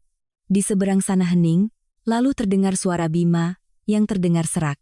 "Dian, ini aku." "Aku tahu," jawabku. Kamu baik-baik saja?" Pertanyaan yang akrab, tetapi sekarang terdengar begitu asing. "Baik," jawabku singkat. "Yeda, aku tahu kamu tidak mau bicara denganku," kata Bima. "Tapi aku tetap ingin bertemu denganmu sekali saja." "Untuk apa?" tanyaku. "Aku ingin memperjelas beberapa hal," jawabnya. "Bukan untuk kembali, tapi untuk mengakhirinya dengan baik." Saya diam. Sebagian dari diri saya tidak menginginkan pertemuan ini, tetapi sebagian lagi merasa, mungkin ada baiknya, untuk benar-benar meletakkan titik. "Baiklah," kataku. "Besok. Terima kasih." Kami sepakat bertemu di sebuah kafe lama, tempat kami dulu sering duduk berjam-jam. Keesokan harinya, saya datang tepat waktu. Bima sudah di sana. Dia terlihat jauh lebih kurus. Wajahnya tidak lagi memancarkan kepercayaan diri seperti dulu, kemejanya sedikit kusut, rambutnya tidak tertata.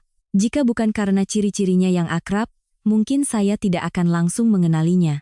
Dia menatap saya, ada sesuatu yang sulit diartikan di matanya. "Kamu tidak berubah sama sekali," katanya. "Aku tidak banyak berubah," jawabku. Kami duduk. Keakraban yang dulu tidak ada lagi. Hanya 2 orang yang pernah sangat dekat, kini menjadi asing. Pelayan membawakan minuman, Tidak ada yang menyentuhnya. Bima yang pertama bicara. Aku tidak tahu harus mulai dari mana, katanya. Kalau begitu jangan berbelit-belit, jawabku. Katakan saja apa yang ingin kamu katakan. Dia mengangguk. Maafkan aku, katanya. Saya tidak bereaksi. Aku tahu sekarang kata-kata ini tidak berarti apa-apa lagi, lanjutnya. Tapi aku tetap harus mengatakannya. Ya, kataku. Kamu sudah mengatakannya. Bima terdiam. Mungkin dia tidak menyangka reaksi setenang ini. Aku salah, katanya. Salah dari awal. Salah karena tidak membelamu, salah karena berpikir aku bisa mengendalikan semuanya, dan salah karena mengkhianatimu. Saya menatapnya. Tanpa amarah, tanpa kesedihan. Hanya menatap. Aku tidak mencari pembenaran, lanjutnya. Aku hanya ingin kamu tahu. Aku benar-benar pernah mencintaimu. Kalimat itu, jika diucapkan lebih awal, akan menyakiti saya. Tapi sekarang hanya menimbulkan kelelahan. Mungkin pernah, kataku. Tapi kamu tidak tahu cara menghargainya. Bima menunduk. Aku tahu. Yeda. Aku datang bukan untuk memintamu kembali, katanya. Aku tahu aku tidak punya hak untuk itu. Saya mengangguk. Aku datang untuk mengatakan hal lain. Saya menatapnya. Aku memutuskan untuk pindah ke luar negeri, katanya. Untuk sementara, mungkin beberapa tahun. Saya sedikit terkejut. Kenapa? Karena di sini aku tidak punya apa-apa lagi, jawabnya. Pekerjaan terhenti, hubungan hancur. Kurasa aku perlu memulai semuanya dari awal. Saya diam. Aku tidak berharap kamu mendoakan yang terbaik untukku, katanya. Aku hanya ingin mengatakan satu hal padamu sebelum aku pergi. Dia mengangkat mata dan menatap lurus ke arah saya. Kamu pantas mendapatkan yang lebih baik dariku. Kalimat ini sudah pernah saya dengar dari ayahnya, tetapi sekarang, dari Bima sendiri, rasanya berbeda. Aku tahu, kataku. Bima tersenyum tipis, senyum yang sangat sedih. Aku tahu kamu akan bilang begitu. Dia terdiam, lalu berkata, aku ingin mengembalikan sesuatu padamu. Dia mengeluarkan sebuah kotak kecil dari sakunya. Saya mengenalinya, itu adalah cincin pernikahan kami. Kurasa ini harus tetap bersamamu, katanya. Saya melihat kotak itu, lalu menggelengkan kepala. Tidak perlu, kataku. Simpan saja. Tapi ini tidak ada artinya lagi. Kamu simpan atau kamu kembalikan tidak akan mengubah apa-apa, potongku. Bima terdiam, lalu perlahan menyimpan kembali kotak itu. Aku mengerti. Kami tidak banyak bicara lagi. Tanpa pertengkaran, tanpa air mata. Hanya percakapan yang meletakkan titik. Ketika kami berdiri, Bima menatap saya sekali lagi. Terima kasih, katanya. Aku tidak tahu untuk apa, jawabku. Karena pernah ada di sampingku, katanya. Saya tidak menjawab. Karena ada hal-hal yang tidak perlu diucapkan. Bima pergi lebih dulu. Saya melihatnya berjalan menjauh, lalu saya juga berbalik dan keluar ke jalan. Hari itu cerah, angin sepoi-sepoi yang akrab bertiup. Saya berjalan, tanpa menoleh ke belakang. Bukan karena mencoba terlihat kuat, tetapi karena saya tahu, tidak ada lagi yang perlu dilihat di belakang. Satu bagian perjalanan telah berakhir, dan di depan masih ada jalan yang panjang. Setelah pertemuan dengan Bima, saya tidak lagi menerima pesan atau telepon darinya. Semuanya benar-benar berakhir. Tanpa keributan, tanpa perpisahan yang berlarut-larut, tanpa permintaan maaf yang terlambat dan janji kosong. Hanya sebuah titik. Hari-hari berikutnya, saya hampir tidak memikirkannya. Bukan karena saya memaksa diri untuk lupa, tetapi karena tidak ada alasan untuk mengingat. Pekerjaan baru menyita seluruh perhatian saya. Proyek Pak Tirtayasa memasuki tahap realisasi yang mendalam. Segalanya menjadi jauh lebih rumit. Angka-angka di atas kertas berubah menjadi tekanan nyata. Sumber daya manusia, keuangan, tenggat waktu satu mata rantai saja gagal, seluruh sistem bisa runtuh. Terkadang saya pulang hampir tengah malam. Ibu meninggalkan makan malam untuk saya. Ayah duduk menunggu, berpura-pura menonton TV, tetapi sebenarnya untuk memastikan saya sudah di rumah. Lelah, nak? Tanya ibu. Ya, jawabku jujur. Tapi saya baik-baik saja. Ayah menatap saya dan mengangguk. Apapun yang kamu lakukan, yang penting jaga kesehatan. Saya tahu. Kalimat-kalimat singkat itu membuat saya sadar bahwa saya tidak sendirian. Suatu malam, ketika saya baru saja selesai makan malam dan sedang memeriksa dokumen, telepon berdering. Kali ini dari Rina. "Dian, kamu tidak sibuk? Aku mau bilang sesuatu." "Ya, Rin, ada apa?"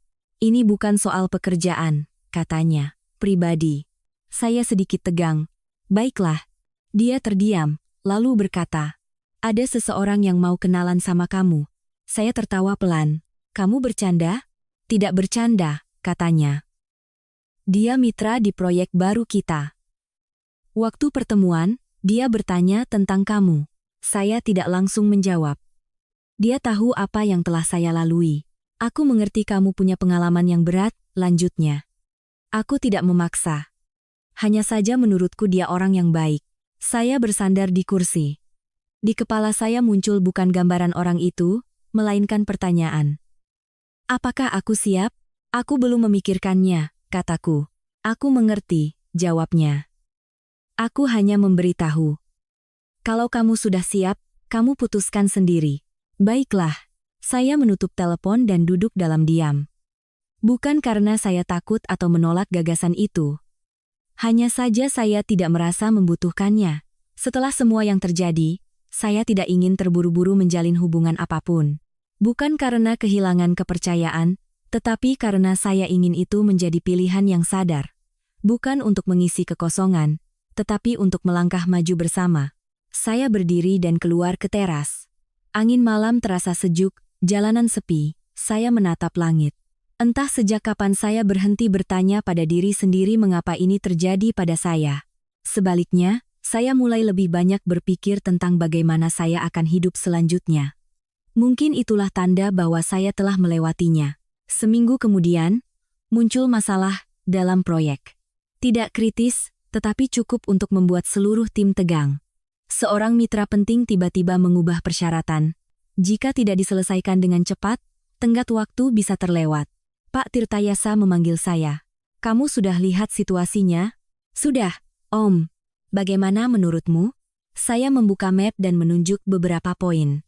"Jika kita sebagian menyetujui persyaratan mereka, kita bisa mempertahankan tenggat waktu," kataku. "Tapi itu akan mengurangi keuntungan. Jika tidak kita harus mencari pengganti, tapi itu akan memakan waktu." Pak Tirtayasa menatap saya. "Pilihan mana yang kamu ambil?" Saya terdiam beberapa detik. "Pengganti," kataku. Dia sedikit mengerutkan kening. "Itu berisiko. Tapi dalam jangka panjang lebih baik," jawabku. "Jika kita mengalah sekarang, mereka akan menekan kita terus." Dia menatap saya lama, lalu mengangguk. "Baiklah. Lakukan apa yang kamu anggap benar." Itu adalah keputusan yang tidak mudah. Hari-hari berikutnya saya hampir tidak punya waktu istirahat, mencari mitra baru, negosiasi, menyesuaikan rencana. Terkadang saya lelah sekali hingga ingin menyerah. Tapi saya tidak menyerah. Karena saya tahu, jika sudah memilih jalan, harus ditempuh sampai akhir. 3 hari kemudian, kami menandatangani kontrak baru. Tidak hanya mempertahankan tenggat waktu, tetapi juga mendapatkan persyaratan yang lebih menguntungkan. Ketika semuanya ditandatangani, saya duduk dan menghela napas panjang. Pak Tirtayasa menepuk bahu saya. "Kerja bagus." Saya tersenyum. "Hampir tidak sempat. Tapi berhasil," katanya. Saya melihat kontrak itu. Di dalam hati ada perasaan percaya diri yang jelas. Bukan yang berisik, melainkan keyakinan yang tenang bahwa saya bisa. Malamnya, ketika saya menceritakan semuanya pada orang tua, ayah tersenyum. "Anak bapak hebat." Ibu berkata, "Hebat, tapi jangan lupa makan." Saya tertawa. Saya ingat. Malam itu saya tidur nyenyak. Tanpa mimpi, tanpa pikiran. Hanya tidur lelap setelah hari-hari yang menegangkan. Dan ketika saya bangun di pagi hari, saya merasa lebih ringan. Bukan karena pekerjaan telah selesai, tetapi karena saya mengerti satu hal, saya bukan lagi gadis yang dulu, bukan yang menaruh seluruh kepercayaannya pada orang lain, bukan yang takut kehilangan hubungan. Saya telah menjadi orang yang bisa berdiri di atas kakinya sendiri. Dan ketika seseorang berdiri kokoh, dia tidak perlu berpegangan pada siapapun untuk bertahan hidup. Saya menatap diri saya di cermin. Tanpa riasan, tanpa gaun pengantin, hanya saya. Tapi versi yang lebih baik. Saya tersenyum dan bersiap untuk hari yang baru. Saya tidak tahu apa yang menanti di depan, tetapi saya tahu saya siap. Setelah proyek melewati tahap tersulit, saya punya sedikit waktu untuk diri sendiri. Sedikit, tetapi cukup untuk bernapas lega. Pagi tidak lagi terburu-buru, malam tidak lagi tanpa tidur. Saya masih bekerja, masih sibuk, tetapi perasaan seperti terbawa arus telah hilang. Dan justru di saat-saat hening inilah saya sadar bahwa saya benar-benar telah melampaui masa lalu, bukan melupakan, tetapi berhenti membiarkannya memengaruhi saya. Suatu siang, saat saya duduk di kantor memandang keluar jendela, telepon berdering. Dari Rina. Dian, kamu ada waktu malam ini? Ada. Kenapa? Makan malam denganku, katanya. Dan ada seseorang yang mau bertemu denganmu. Saya tersenyum tipis. Lagi, kali ini berbeda, jawabnya. Kurasa kamu harus datang. Saya terdiam, merenung. Bukan karena malu, tetapi hanya menimbang-nimbang. Baiklah, kataku. Di mana? Dia menyebutkan alamatnya. Sebuah restoran kecil, tidak terlalu mewah, tetapi tenang. Saya datang tepat waktu. Rina sudah di sana. Di sebelahnya duduk seorang pria. Dia berdiri ketika saya mendekat. Selamat malam, katanya dengan suara berat. Saya mengangguk. Selamat malam. Rina memperkenalkan kami. Ini Gilang, mitra di proyek kita. Orang yang pernah kuceritakan padamu.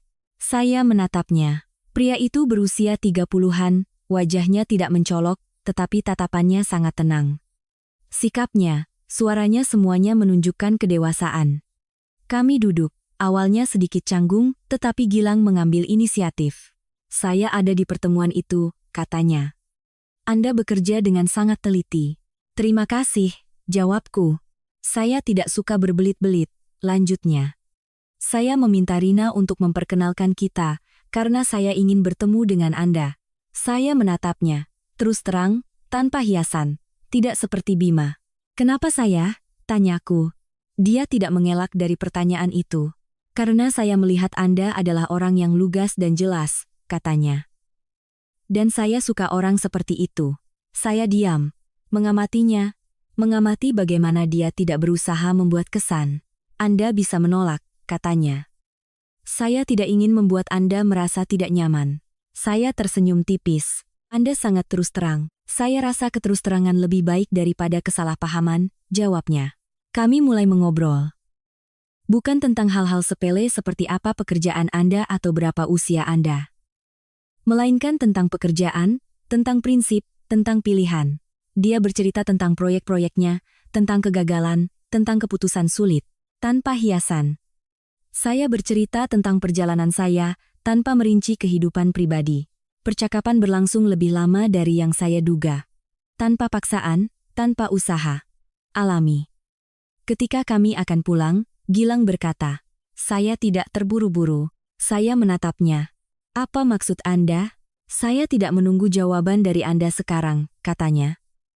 Saya hanya ingin, jika Anda merasa nyaman, kita bisa bertemu lagi. Saya mengangguk. Baiklah. Dia tidak mendesak, tidak bertanya macam-macam. Hanya berkata, boleh saya antar? Tidak perlu, jawabku. Saya bisa sendiri. Dia mengangguk. Baiklah, kami berpisah. Saya keluar ke jalan. Hari sudah gelap, angin sejuk bertiup. Saya berjalan perlahan, tidak memikirkan sesuatu yang spesifik, hanya mendengarkan perasaan saya. Saya tidak merasa jatuh cinta, tetapi juga tidak merasa menolak. Hanya keadaan yang sangat nyaman dan normal. Ketika saya pulang, ibu bertanya, dari mana? Makan malam dengan Rina, jawabku. Ibu menatap saya. Sendirian? Saya tersenyum. Tidak. Ibu tidak bertanya lebih jauh. Hanya berkata, bagaimana? Saya berpikir. Biasa saja, kataku. Tapi tidak menyenangkan. Ibu mengangguk. Itu sudah bagus. Malam itu saya berpikir lama. Bukan tentang Gilang, tetapi tentang diri saya sendiri. Saya sadar saya tidak lagi takut untuk memulai dari awal. Tidak merasa perlu membentengi diri, tidak berpikir semua pria sama. Tapi saya juga tidak terburu-buru, saya tidak butuh hubungan untuk membuktikan sesuatu. Jika memang terjadi, itu karena saya menginginkannya, bukan karena saya merasa kekurangan sesuatu. Keesokan harinya, saya menerima pesan dari Gilang. Semoga harimu menyenangkan. Itu saja. Tanpa pertanyaan, tanpa desakan. Saya melihat layar dan menjawab, terima kasih, Anda juga. Sederhana, tetapi cukup. Saya meletakkan ponsel dan kembali bekerja. Di luar, matahari terbit, hidup terus berjalan, dan saya juga. Bukan lagi gadis di atas panggung hari itu, melainkan seorang wanita yang telah melalui banyak hal, mengerti, dan terus melangkah. Perlahan, tetapi pasti. Setelah pertemuan dengan Gilang, tidak ada perubahan drastis dalam hidup saya. Tidak ada badai pesan atau panggilan yang mendesak, hanya sesekali ucapan selamat pagi yang singkat, pertanyaan sopan di akhir hari. Tidak terlalu dekat, tetapi juga tidak jauh. Dan, anehnya, saya tidak merasa terganggu. Sebaliknya, sangat nyaman. Seolah ada seseorang di dekat saya yang tidak menginvasi ruang pribadi saya. Saya terus bekerja. Proyek Pak Tirtayasa memasuki fase stabil. Kesulitan awal telah berlalu, tetapi tidak boleh santai. Saya mengerti bahwa saat inilah konsentrasi maksimal dibutuhkan. Suatu pagi, saat saya sedang menyiapkan dokumen untuk rapat, Rina masuk. Dian, kamu sudah dengar kabarnya? Kabar apa? Tanyaku. Proyek kita diajukan untuk dipertimbangkan oleh Dewan Investasi Pusat, katanya, tidak bisa menyembunyikan kegembiraannya. Saya terpaku. Benarkah? Benar, angguknya. Jika kita lolos tahap ini, skalanya akan berlipat ganda. Saya menatap dokumen di meja. Di hati saya ada perasaan campur aduk gembira, tetapi bukan yang cemas, melainkan lebih seperti antisipasi. Kapan rapatnya? Tanyaku. 3 hari lagi. Saya mengangguk. Kalau begitu, kita bersiap. 3 hari itu saya hampir tidak punya waktu untuk hal lain. Setiap angka, setiap skenario, setiap pertanyaan yang mungkin muncul semuanya harus sempurna. Tidak ada ruang untuk kesalahan. Malam sebelum rapat, saya lembur di kantor. Sudah hampir pukul 10, semua orang sudah pulang, hanya lampu di atas meja saya yang menyala.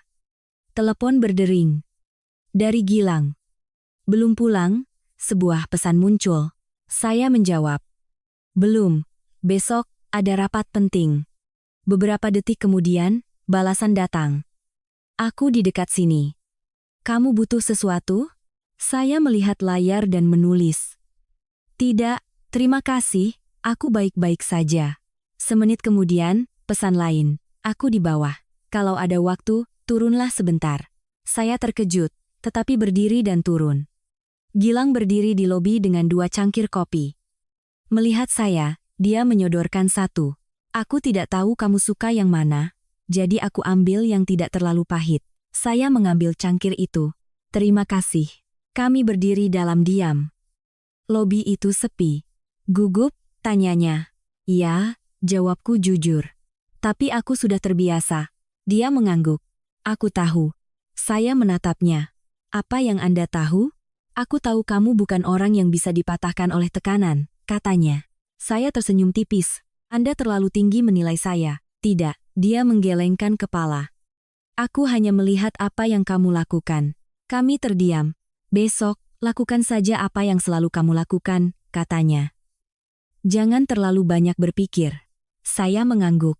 Baiklah. Dia tidak memberi nasihat, tidak mencoba memotivasi.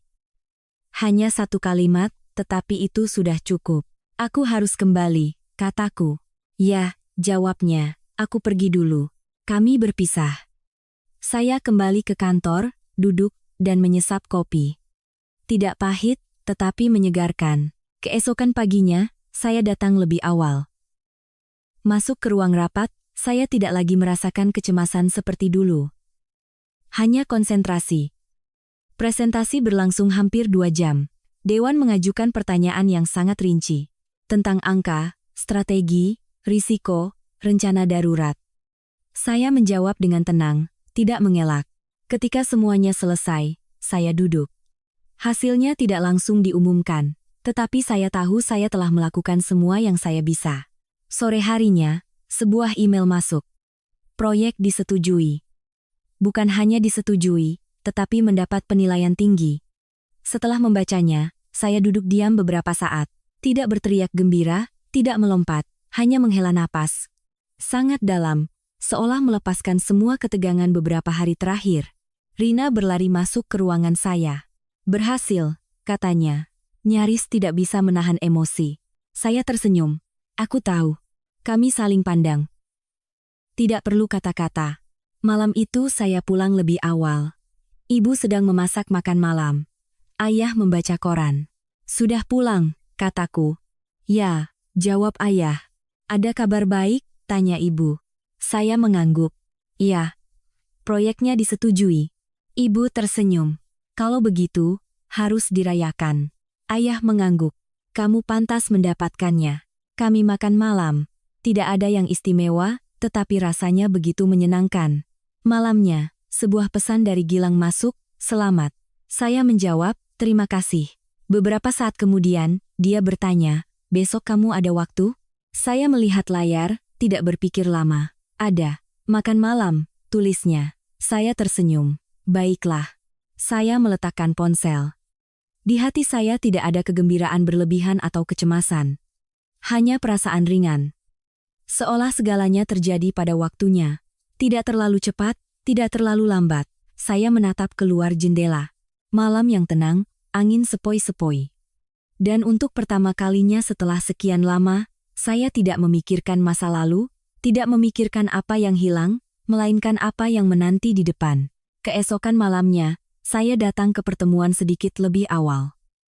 Restoran itu kecil, dengan cahaya kuning hangat dan suasana tenang tempat orang bisa berbicara dengan nyaman. Saya duduk di meja dekat jendela dan tiba-tiba teringat malam lain, pertemuan lain, awal lain yang saya pikir akan berlangsung selamanya. Tapi kali ini, saya tidak membandingkan. Saya sadar bahwa setiap orang dan setiap hubungan memiliki tempatnya sendiri, dan saya tidak lagi hidup di masa lalu. Gilang datang tepat waktu. Dia masuk, melihat saya, mengangguk, dan mendekat. Sudah lama menunggu? Tanyanya. Tidak, jawabku. Kami duduk. Kecanggungan seperti pertemuan pertama sudah tidak ada lagi. Hanya dua orang yang memulai percakapan baru dengan suasana hati yang berbeda. Sekali lagi, selamat, katanya. Terima kasih. Saya melihat laporan akhirnya, lanjutnya. Keputusan Anda waktu itu sangat berani. Tidak semua orang akan melakukannya. Saya tersenyum tipis. Saya sendiri tidak yakin apakah itu benar. Tapi Anda tetap melakukannya, katanya. Iya. Dia menatap saya dan bertanya. Apakah Anda pernah takut? Takut apa? Mengambil keputusan yang salah, katanya. Saya berpikir. Ya, jawabku. Tapi jika terus takut dan tidak melakukan apa-apa, tidak akan ada yang berubah. Dia mengangguk. Saya juga berpikir begitu. Kami memesan makanan. Sambil menunggu, dia tidak bertanya tentang masa lalu saya, tidak menyebut Bima, tidak mengingatkan tentang apa yang telah saya lalui, dan justru itulah yang membuat nyaman. Karena ada hal-hal yang tidak perlu diceritakan agar dimengerti. Cukup dengan rasa hormat. Bolehkah saya bertanya satu hal? Tanyanya. Iya. Setelah semua yang terjadi, apakah Anda masih percaya pada hubungan? Pertanyaan itu membuat saya terdiam. Bukan karena sulit dijawab, tetapi karena saya tidak pernah berpikir suatu hari bisa menjawabnya dengan begitu tenang. Ya, kataku. Dia menatap saya. Kenapa? Saya menatap keluar jendela. Lampu jalan menyala, mobil-mobil masih berlalu lalang. Hidup terus berjalan, apapun yang terjadi. Karena saya tidak ingin kesalahan satu orang membuat saya kehilangan kepercayaan pada segalanya, kataku. Dia tidak menjawab, hanya mengangguk. Kalau Anda, tanyaku balik. Dia tersenyum tipis. Saya percaya, katanya. Tapi tidak terburu-buru. Saya menatapnya. Saya juga. Kami tidak melanjutkan topik itu. Karena ada hal-hal yang tidak perlu digali terlalu dalam. Cukup dengan saling memahami. Makan malam berjalan dengan ringan. Ketika kami keluar, Gilang bertanya, bolehkah saya terus bertemu denganmu? Saya menatapnya lurus. Ya, kataku, tapi jangan terburu-buru. Dia mengangguk. Saya juga berpikir begitu. Kami berdiri di depan restoran. Angin sepoi-sepoi bertiup. Tidak ada yang bicara lagi. Tetapi keduanya mengerti bahwa ini bukan awal yang tergesa-gesa. Ini adalah langkah yang sadar. Saya pulang ke rumah. Ibu belum tidur. Sudah pulang? Tanyanya. Iya. Bagaimana makan malamnya? Saya melepas sepatu. Tidak buruk. Ibu menatap saya dan tersenyum. Itu bagus. Saya masuk ke kamar dan duduk di tempat tidur, tidak menyalakan lampu. Dalam cahaya remang-remang dari jendela, saya memikirkan jalan yang telah saya lalui. Dari hari ketika saya berdiri di panggung dengan mikrofon, hingga hari ini, saya telah melalui banyak hal. Tidak cepat, tetapi pasti. Saya bukan lagi gadis yang hatinya hancur karena sakit hati. Saya belajar berdiri di atas kaki sendiri, belajar melepaskan, belajar melihat perbedaan antara yang benar dan yang salah. Dan yang terpenting saya belajar untuk tidak kehilangan diri saya sendiri. Saya berbaring dan memejamkan mata. Di kepala saya tidak ada lagi bayangan Bima, suara ibunya, tatapan menghakimi. Yang ada hanyalah keheningan, keheningan yang belum pernah saya miliki sebelumnya. Saya sadar bahwa hidup tidak selalu adil, tetapi selalu menemukan cara untuk memberi setiap orang apa yang pantas mereka dapatkan. Bima punya pilihannya sendiri, keluarganya punya cara hidupnya sendiri, dan saya punya jalan saya sendiri. Tanpa balas dendam, tanpa pembuktian, hanya hidup dengan baik. Itu sudah cukup. Di luar jendela, angin masih bertiup lembut, mengingatkan bahwa segalanya akan berlalu. Dan apa yang tersisa adalah apa yang benar-benar menjadi milikmu. Saya tersenyum tipis, senyum yang sangat ringan, tetapi cukup untuk mengerti, saya baik-baik saja.